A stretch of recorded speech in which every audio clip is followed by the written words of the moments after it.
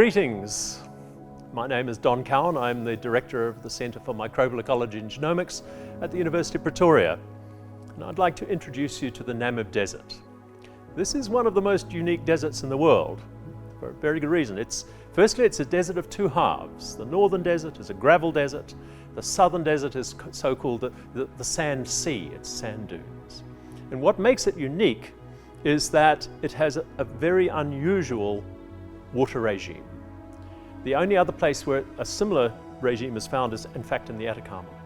So on the coastal side, the Namib Desert receives fog input on a regular basis. On the eastern side, the mountain side, you get seasonal rain. And in the middle, you have what we call a hyper-arid zone. It gets almost no fog water input and almost no rainwater input. The Namib has been studied extensively because it has many very exciting, wonderful aspects. For example, it's home to Welwitschia plants, a strange shrubby plant that seems to survive in the complete absence of water. In fact, they tap into groundwater to survive.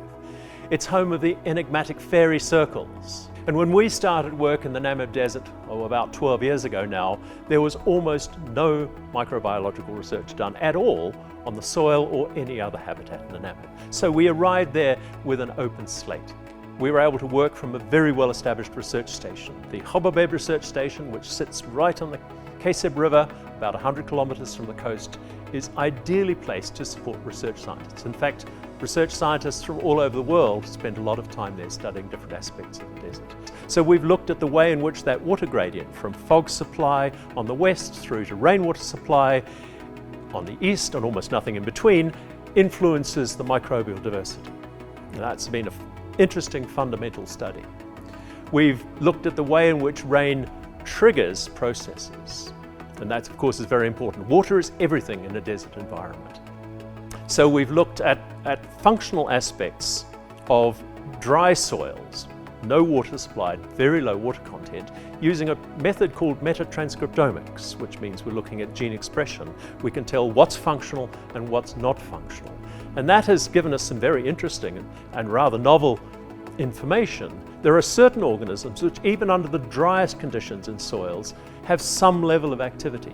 Others are just dormant, they're just waiting for water.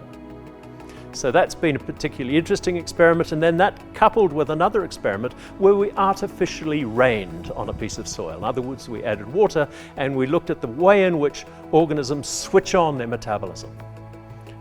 Dramatic. 7 minutes after water was added, the organisms are functioning, going at full speed. We're just sitting, waiting for water, and they're activated at great speed. And that's been a very, very exciting study.